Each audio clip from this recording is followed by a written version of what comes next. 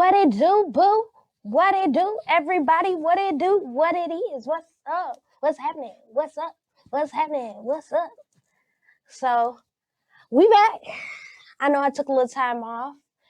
I took some time off to just reflect and manifest and think about what's coming forward for the next steps for me and my journey.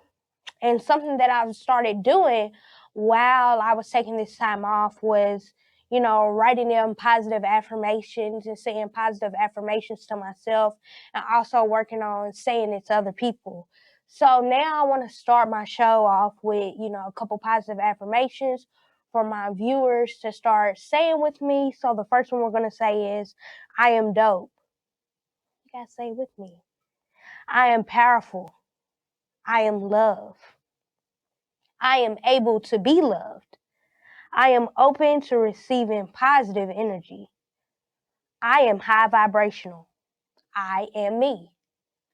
These are some things that I have started saying, through this, I don't want to call it a self-love journey, a journey of, just of happiness and trying to figure out where I am and how I fit in today's society. What kind of people I want around me, what I want to exalt myself in, what are the things and the steps that I should be taking towards seeing my manifestations play out the way they should. And some of the things that people don't understand is like what you digest is easily what you put out. So if you're always digesting negative things and you always snickering and I learned that, or you're always having a negative connotation behind things, it kind of makes you in a somber mood and it makes you less focused on the positive and the things coming forward for you. And it kind of puts a hold and it puts a block on your goals. And that's something that I've realized going through with relationships, with the people that I meet, even with the things that I do. If I have a negative connotation on it, it never seems to work in the way that I want it to. So I took a step back from social media, and the things that I saw and analyzed while not being on social media were the things that were the smallest things that I missed. There were some days that I was like, oh, I really want to post about this, or oh, I just really got to post something, which was really hard. And we have this thing with social media about we run to social media to vent, or we run to social media to be our confidant, or to be our buddy, to be our friend, to be our pal. We often look towards social media to show off, to flaunt, to not really as a way like, be sneaky, but it's really a way of like putting your message across without actually verbally coming across and saying it. Nobody communicates anymore because people don't want to be verbal about what they say. They just want to go out and post it to the web. People don't want to say, oh, this is how I'm feeling, this is what's going on. And it creates these secret animosities and these things that we have going on in our society because nobody really knows what's going on. You're not hearing it from the horse's mouth. You're hearing it behind the fingers on the page, or you're not hearing it from, your family or your loved one. You got to find it out through the internet. So I took some time off to realize, like, why is everybody so engraved and engulfed in this? And the one thing that it is, it's either attention or money. Like, if you get in the attention, like, say you fall out with your friend, you could go on social media and post, I really need some friends. And you'll get that.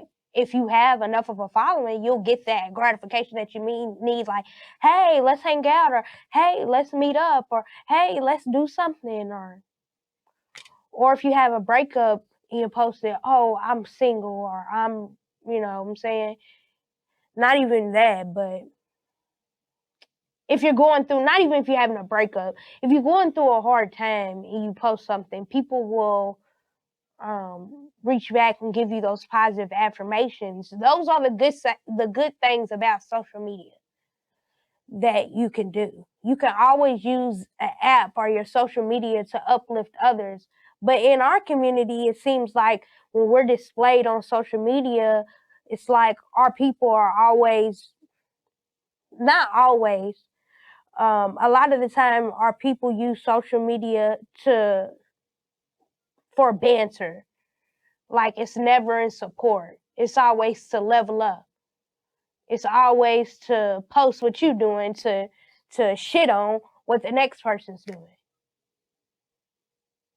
So I say all this to say it's just been a lot going on with the world, you know.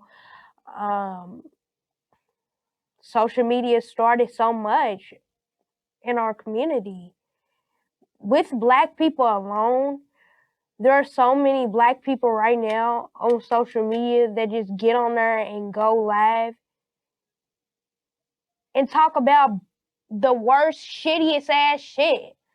Like, y'all not even talking about nothing, you know, empowering or anything that we can do to change our community for the better.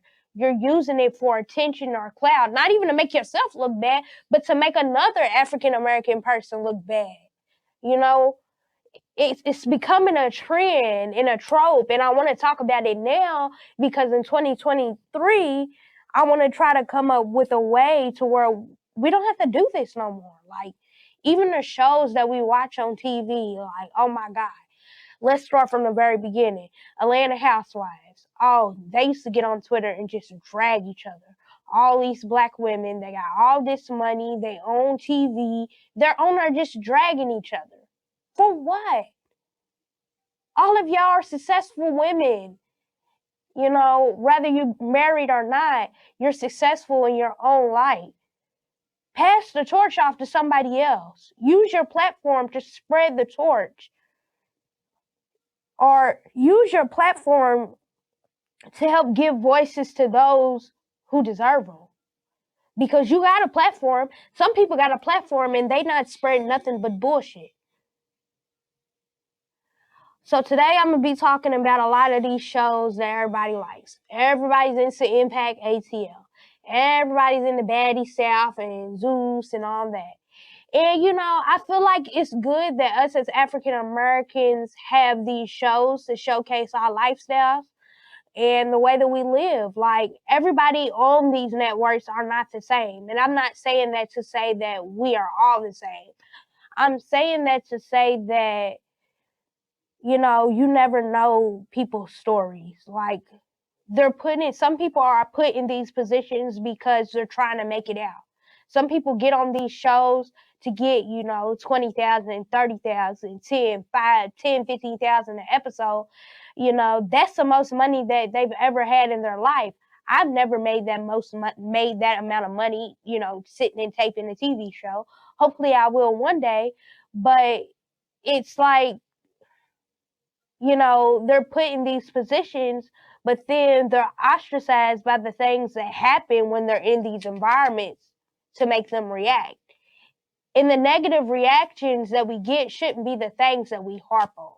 Like, we watch these shows and we harp on, like, oh, so-and-so got drama with this. This episode, we gonna get, so-and-so's gonna get so-and-so. Yeah, that episode's about to come out and that episode's about to be lit because I'm like, they about to be fighting and they about to blah, blah. You know, that's the type of stuff that we're interested in nowadays. And majority of the time, it's our people versus our people. Why? You know why? Attention and money. So this episode, I got Impact ATL, Baddiessouth, which is Zeus Network, and BET. BET's been around for a long time. You know, BET is Black Entertainment Network, and they created a platform for us to be able to showcase, you know, things in our communities that is joyous. And, you know, over the time, BET has had several different reality shows. I just think now with Generation Z, us seeing our influencers, like, you know, from Instagram and stuff like that, in reality, and see what they do in their actual everyday life. Because on Instagram, people can post snippets and clips, but you can't see the full effect. Like, you don't get the full effect of when, you know, you're having a camera crew follow you around. It's different, and we really engage in it, and we're trying to take back and say, okay, what can I learn from this TV show, or what can I learn from the journeys of these individuals? There are a lot of things that we can learn, and there are 9 times out of 10, the things that we need to be learning are not highlighted. They're taken out. We can't really see the goodness of it because they're taken out.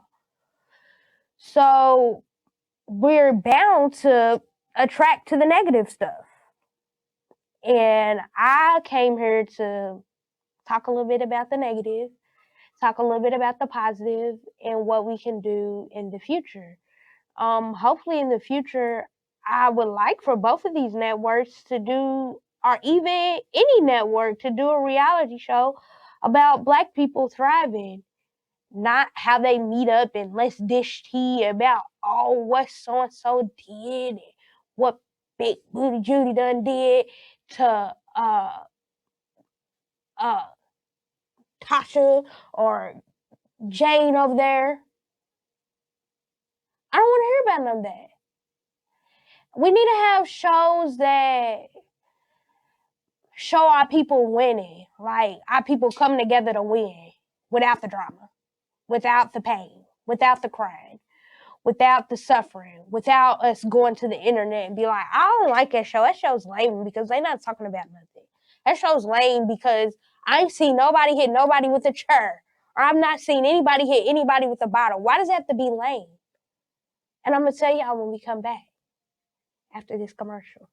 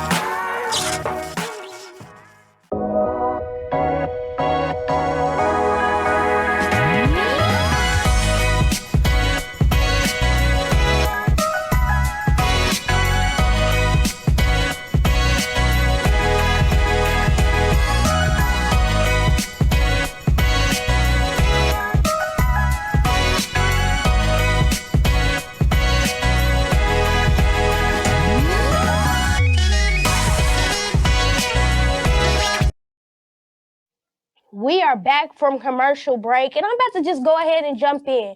So the first show I'm about to talk about is Impact ATL. Impact ATL is about, like I said, you know, our Gen Z influencers. Our influencers that are high dollar to our community.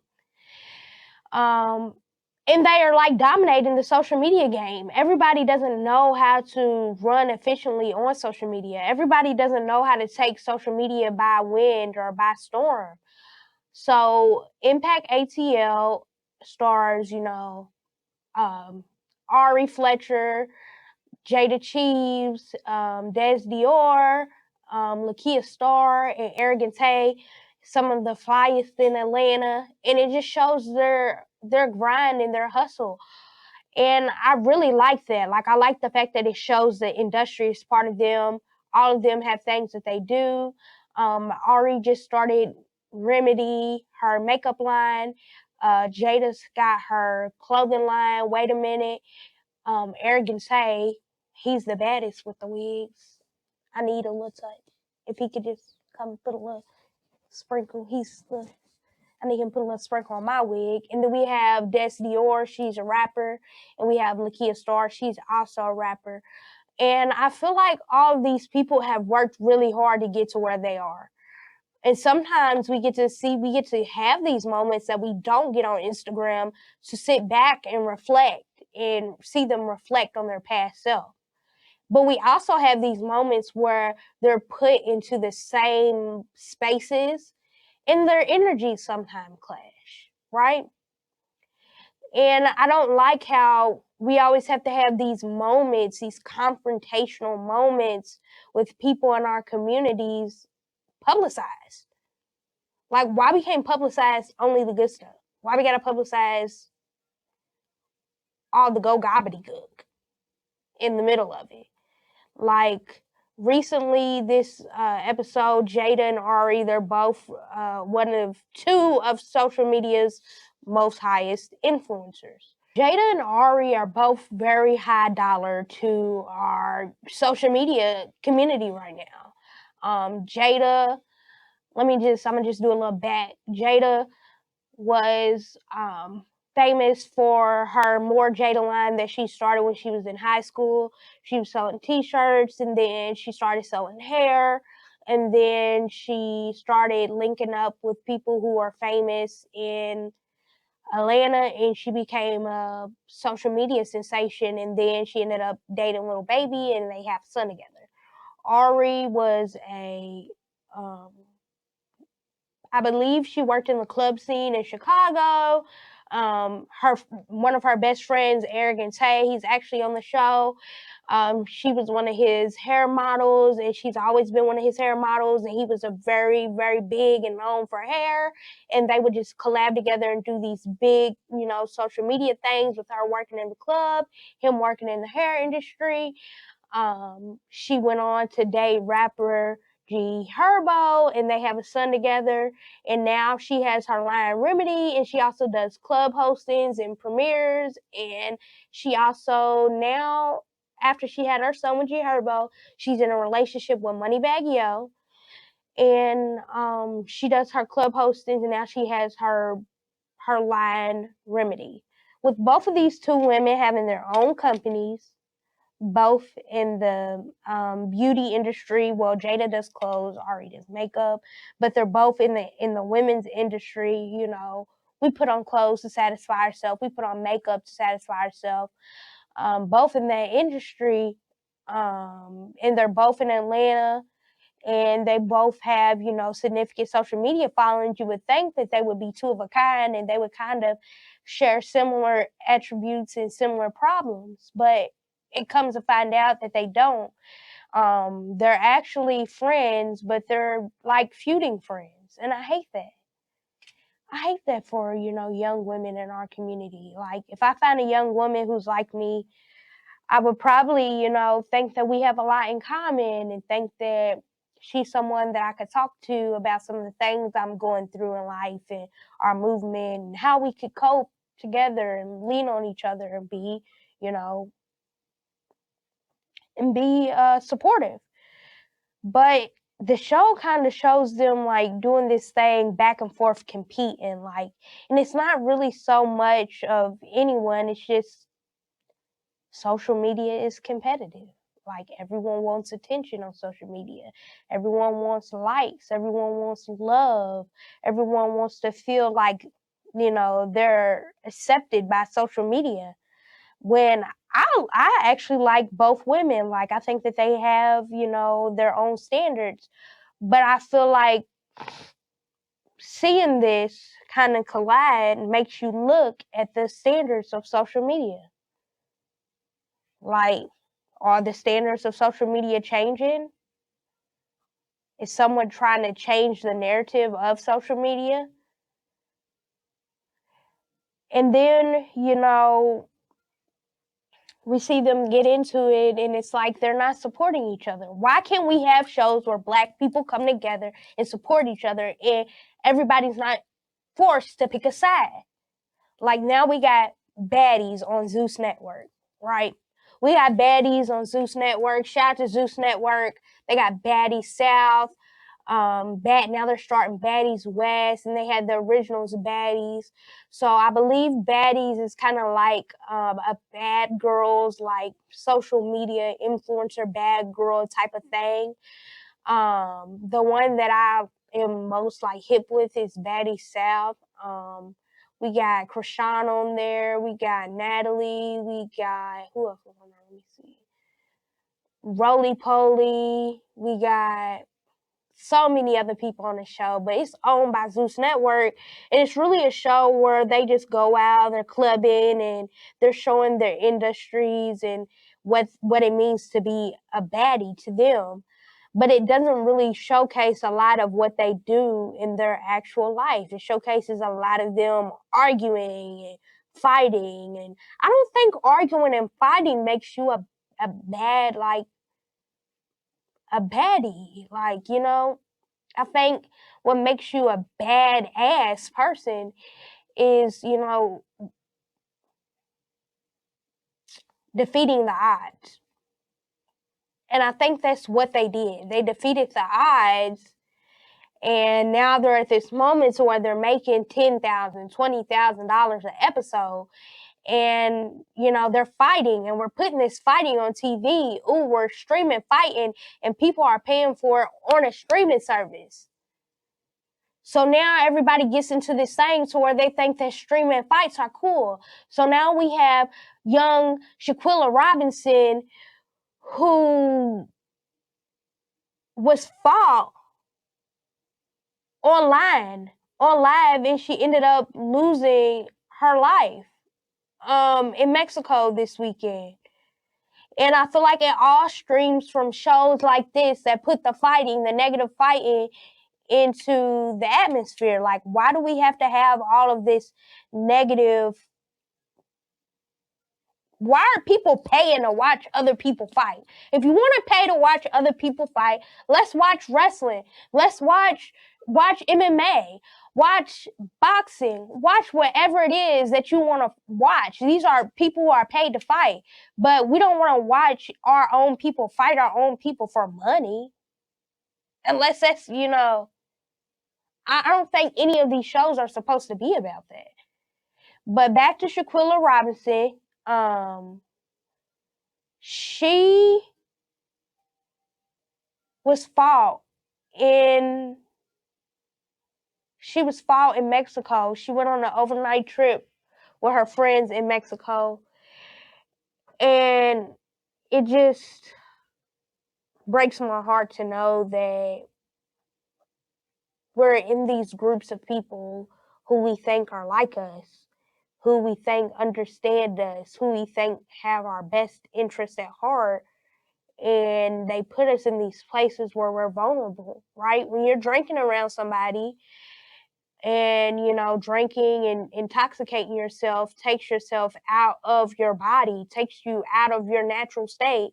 When you're doing things like that, you feel like these people are of good nature, and you're being vulnerable with who you are as a person. And when you're not safe in those environments, there's not much that you can do but rely on those around you to make you feel safe. And I feel like it's a terrible case that this young lady has to go through this all the way in Mexico, away from her family, away from, you know, her mother, away from her father, away from her aunties, uncles, you know, away from those people. And she didn't really know what it is, you know, going on. You know, I saw the videos. There were several people in the room. They were fighting. You know, one woman in particular, you know, kicked her in the head, did some other stuff, while somebody recorded it and went live. Like, what did you get out of that? What do people get out of doing that? Why do you want to watch somebody just be beaten up out of their will, and then you post it online for likes? Or you want to be the camera person so bad? Why you don't go to WWE and ask them, hey, can I get a job and be the camera person? Since I like to record people fighting, why you want to record people from their own will, out of their, not give them the decision to be recorded? Why? For likes, for attention, for view, for social media? This is the shit I'm talking about. Why do Black people have to do stuff like this to people in our community? We're going to talk more about it when we come back.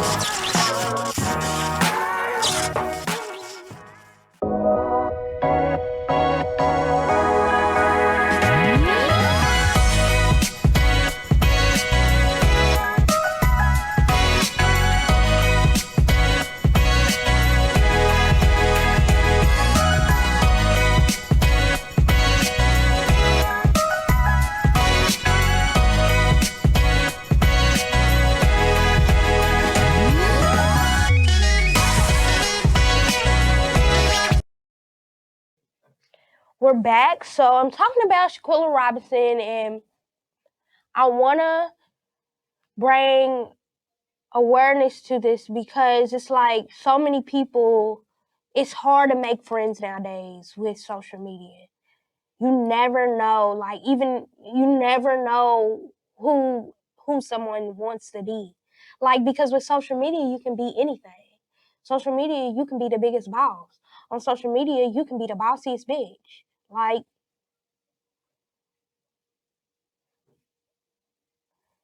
but when you get down to, you can be like the most genuine, the most loving, caring person. You can post whatever you want. But really, in real life, you could just be like an upright jerk. And, they posted and they exploited her on social media, getting kicked in the head. Her spine was broken. They told the family that she had alcohol poisoning. Her best friend, he did not get there until a day after the incident has happened. Her spine was broken. Her lip was busted. Her eye was black, I believe. And these people were just doing this for what? For likeness? Y'all think y'all people on Zeus Network? This is real life. Y'all clearly think that y'all somebody on Zeus Network. Y'all think y'all real housewives of Atlanta, and y'all don't went on a girls trip away to Cabo or whatever. That's not the case. This is real life shit. These people are getting paid. These people are paid personalities. And that's what people don't understand, people on the internet. They don't understand that these people on reality shows are paid personalities. This is not the shit that they do in real life. So I'm sending, positive vibes. And for the 2023 year, I want people to work on making genuine friends outside of the social media universe. Outside of the looks and the images, outside of, the clothes and the fashion and all that. Meet people with likeness like you. Up here, not out here. So I'm going on to chriseanrock. I say that because she was somebody, like, when she first got onto social media, she came from Baltimore. And she was actually a track star. Like, she was on the Ultimate Tag. And Ultimate Tag is like a Ninja Warrior show. it's not Ninja Warrior, but she was an athlete, you know, and she was signed on to the Ultimate Tag to do this show, and she actually won the Ultimate Tag. And that's how she broke into acting. She went to college to run track, and she broke into the Ultimate Tag, and she wanted to do acting. So she got her first apartment, and she signed up to do the Blue Girls Club, which is a spinoff of the Bad Girls Club that is done by Blueface. And Blueface put this on, you know, subscription only website. And, you know, people can subscribe to watch the drama and stuff that happened in the house. And, you know, this girl right here, though, what people don't understand is she was really somebody before she got into doing reality television. A lot of these people are not anybody before they start doing reality TV. They not. They somebody that just go around and start drama and they dating somebody or they somebody's girlfriend or something like that. No, she was already somebody. She was already on the Ultimate Tag. So everybody's sitting up here talking shit about her, talking mess about her, but she was already somebody that just rose up and decided to go into reality television. And, you know, she's popping. I mean, she's popping, and people like, I don't really like her for the fighting and all that stuff. I like her for her personality. I watched her interview with the Shade Room, and she talked about her faith and, you know, how she prays and how she, you know, keeps herself maintained through everything doing reality television. And those are the things I like her. I don't really like her for the fighting and the things. These are the things that we don't get to see on reality television. Like, why we can't see that side of her? Why we gotta see the tooth, the fight and all that? Why we can't see that humbleness? You know? And then we got people like Jada. This recently, Jada distributed some energy because some people don't know how to handle people like them, you know, other people who are like them. Like, you know, Jada and many other people that I talked about this episode have stuff in common, right? Jada was a rapper's baby mama, and she has several things, you know, going on. And, you know, a lot of people don't know how to get with that. If we can put the picture of Jada right here, she don't know what's going on. Like, I feel like she doesn't know what's going on as of right now. I feel like she's moving based on the way social media moves. And she's looking at social media like it's real life. Like, everybody takes social media differently. Some people know that social media is just a world outside of an actual world. A world inside of an actual world. But someone like Jada, you know, takes social media because it's such a big part of her life and thinks that it's real life. Like, you know, but I feel like through the Impact ATL, we got to see that. Like, we got to see the things that people, social media influencers go through. Like, once you reach a high plateau, we got to see that. Like, you know, and we got to see how mind-boggling and mentally constraining social media is on the relationships that you have in real life. Because Jada and Ari were friends. And now, since they have social media, we have people commenting, we have people do this, we have people doing that, you know, it gets in the way of the sisterhood and the bond that they made, you know, through this social media influencing job. We made it tough on their relationship. And I wish that us as followers could encourage them to kind of come together and understand each other, because, you know, your followers and the things that people are saying on the internet to you can play a big role in how you move forward in life. So if my followers if it's just me and my followers are encouraging me, oh, TL, we watch your podcast and we think that you should wear pink hair. I would come on here and wear pink hair because my followers told me that they think that I should wear pink hair because it's more engaging to them. Maybe if we told them, oh, I think that you all should form a sisterhood and work this social media thing together, they could find a way to work together and coincide and put the drama aside to show us sisterhood, because those are the influencers we look up to, and we want our influencers to lead us, right? People in society are put on high pedestals as influencers to lead. They're put in high pedestal positions to show people how to roll the dice and how they should walk on the path of being leaders themselves. I wish it was more of like a leadership partnership and less of a dictatorship. Ari, she has her line, Remedy, and I feel like because they're in two different spots in life, like Ari's a little bit older, Jada's a little bit younger, it seems more of like a I'm here, you're here, my maturity's here, your maturity's there, blah, blah, blah, blah, blah. It's a lot going on. And I wish he show more sisterhood. Like, I don't really think that I saw a show that was about sisterhood. Like, that was more about sisterhood and less of the drama. Like, every time we got black women on TV, we gonna come into the confessionals like, yeah, that bitch TL, I don't like her, and I don't like what she said in her last podcast about me. That bitch ain't even got no viewers.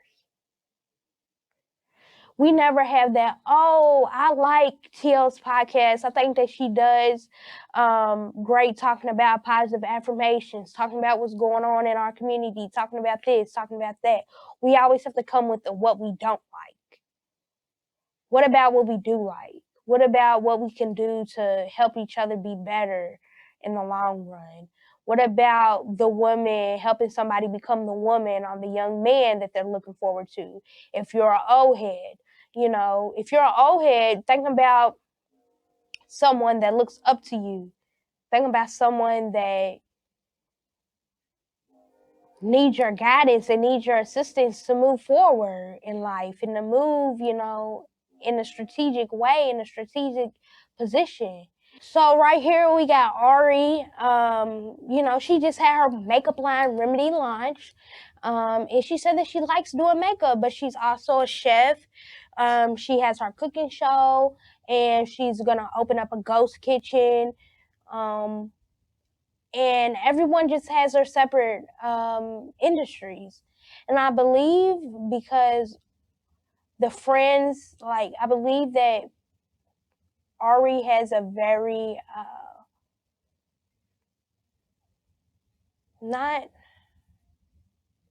she's in her own solitude, you know what I'm saying? Like, so there are some people on social media who are all about what other people like, and there's some people on social media that are into their own solitude and are going to post what they want and post how they feel and their aesthetic and how they believe things should be, and not the way that other people believe them to be.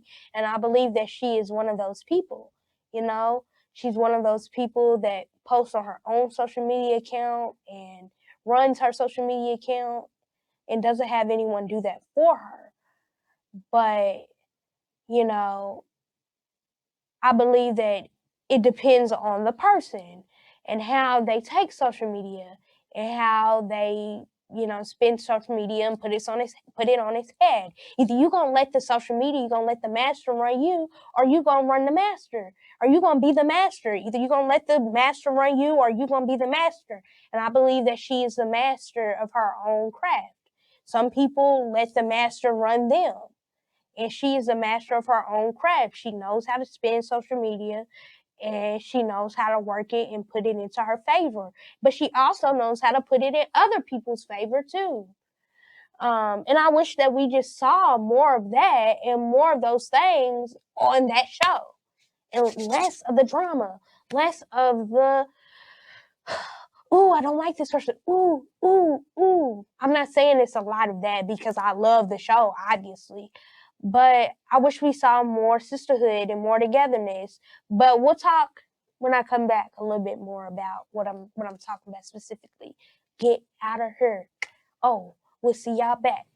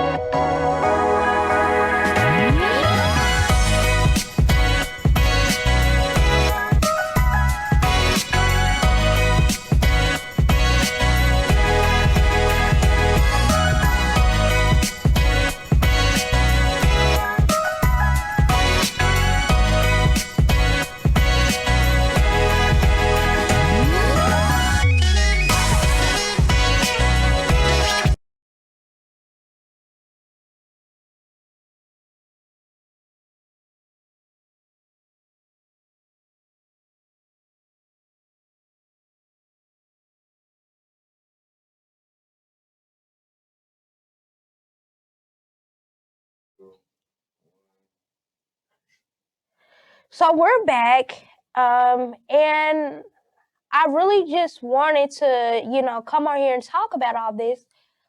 The impact, the Zeus Network, Cow Sister, Ari Fletcher and Cow Sister are the same people, but Ari Fletcher, Jada, chriseanrock, Shanquilla Robinson, all of this because us as Black women have to really censor ourselves and censor our mind and censor our emotions when coming on social media. Like, we have to wear, not even wear a mask, but we have to censor ourselves from just so much harm, from so much drama, from so much unwanted jealousy, so much tension, so much other people's reflections of us, right? And we have to really use social media as a moment to share, reflect, and also gain knowledge. But what we don't have to use social media for is a platform to tear each other down.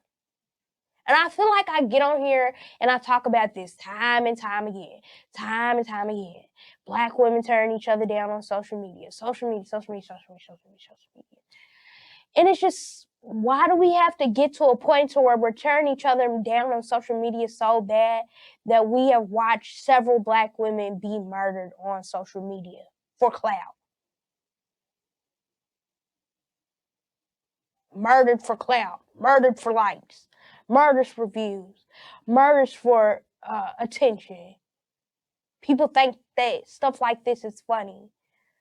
But because social media now has become so much of our real life, we let social media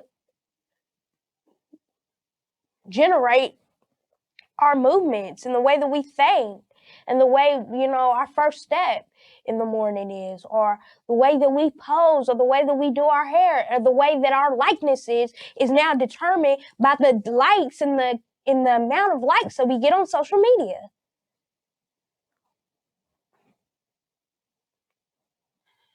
I just wish it would all come to a halt. So I did the social media cleanse, and now I'm not worried so much about, the likes and the views and the reach backs I get. I'm more worried about what message I can put out there, what positive can I put out there for people to know? What part of my journey of life can I put out there for people to learn from? What can I learn from social media, from taking in other people's journeys, the do's and don'ts, the next steps? You know, sometimes I use social media to look at other podcasters, like Don't Call Me White Girl.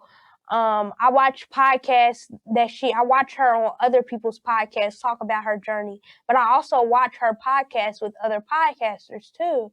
I watch Poor Minds. I watch their podcast, and I take from, you know, some of their journeys and some of the things that they watch and some of the things that, you know, they do on their show and some of their stories, and sit back and think, well, have I ever been in this predicament? Well, going forward, if I go through this, or this is my predicament, these are the things that I can do to change my outcome and better my outcome, because I got these tools that these other Black women have afforded me to have. You know, we got to start looking at social media as a toolkit and not a diary and not a survival code. We got to look at it as a toolkit. Okay, I'm going to go get the tools that I need from social media. I'm going to get the tutorials that I need from YouTube to do what I need to do to better myself, but I ain't going to use it as a survival code. It's not going to be my lesson plan. It's not going to be my escape plan either. It's strictly going to be something to help me elevate myself and others. And if we could do that in the next year, I feel like not even in the next year, I want to say in the next decade, if we could focus our internet less on, you know, tearing other people down and using it as a toolkit to build, we might would be up to par with some of these other places. You know, we would come more together and unify as one, and not have all of this divide and individualize, divide and conquer, divide and okay, it's me and my crew against their crew, or I'm the top dog and you the underdog. Why can't we all rise up together so that everyone can equally be top dogs? So everyone can be social media's baddest. So everyone can feel like they're exuding bad energy. Not really bad energy, but badass energy. Like,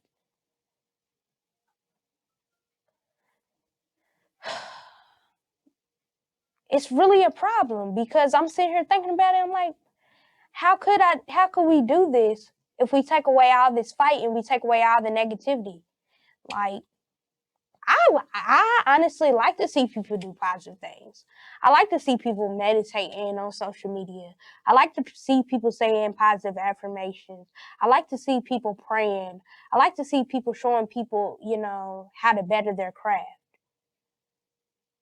I don't think I'm like into fighting and stuff on social media, but there's a crowd of people that are. And maybe if we could, I don't know, put some kind of censor. It's already a censor on it. What else can we do for our people other than ask for change? But we got to push for change too. So I say less is more. I'm using my platform to push for change and push for positive change. And I wish that the world would do that. More positive affirmations. So if everyone a day took 5 minutes a day to write down a positive affirmation, say a positive affirmation, I always write it and say it. So if I say I am dope, I'll write I am dope. If I say I am beautiful, I'll write I am beautiful. I'll write it and say it, you know, to affirm myself. I manifest, you know, write your goals out. Write your goals and speak them aloud. You know, I try to set goals and I try to manifest my goals. Like, I say, oh, I want to influence people on social media to do better. So I'll say, I am a positive influencer on social media. I positively influence others daily. I don't say I want to. Because saying I want to, that's past tense. Like you want to do it, but you can't. No, I am positively working for a change. I am a positive influencer of my community. I am helpful. I am helpful to those in my community. Those are the things we got to push towards. We got to stop saying, I want to do this, but I don't think I can do it. I really want to in the next year do this. No, I am going to do this. You got to start speaking it into existence. So if you want better for yourself, you got to be better. You got to speak better. You got to have the energy of, being better, right? If we always got this energy where we always watching drama and we always down on our luck, then we'll never have, any kind of energy. We'll never have any kind of good energy, So, I don't know. Holidays are coming up, and I would like to influence love with our friends and family. And let's hate. The holidays are coming around. It's sad that, the Robinson family doesn't have Shinquilla anymore. It's sad that these people are going through these trials and tribulations with our friends and loved ones. And we really got to, stop using the negativity as a fence to keep us from having these relationships before we don't have them anymore. We'll let all the negativity and the bullshit get in the way of the relationships with our friends and our loved ones. And then the day that we don't have them no more, everyone's in distraught because they don't know what to do. Because they haven't made things right since. So I want to close with telling people that start making things right now. We got almost, what's today, the 17th? We got 40-something days left until 2023. Why wait until January? Why put off today? What is that dumb? It's not dumb, but what is that saying people say? Why put off tomorrow what you can do today? You can start today by reaching out to your loved ones and just saying, I love you. You're beautiful. You're cared for. You're thought of. You're amazing. Or, hey, I see your work ethic. I see the things that you're doing. I support you. I love you. I care about you. Or, hey, let's meet up. Let's talk about life. Let's see how we can help each other. How can we be friends? How can I be of a guide or of a positive vibration on your journey towards success? Start today. Everybody's always scared to be positive because they're like, oh, they're going to think I'm a punk. They're going to think I'm a nerd. They're going to think I'm so lame because I'm positive. Here we go. Everybody want to be cool. Everybody want to be cool as fuck. Like, all the rah-rah stuff is becoming lame. We're getting old. You got to mature in life. You got to take different steps. You got to heal. And I feel like, the past traumas that people go through makes them this way, makes them not want to love, makes them afraid to be positive. But you got to let the trauma go and you got to heal.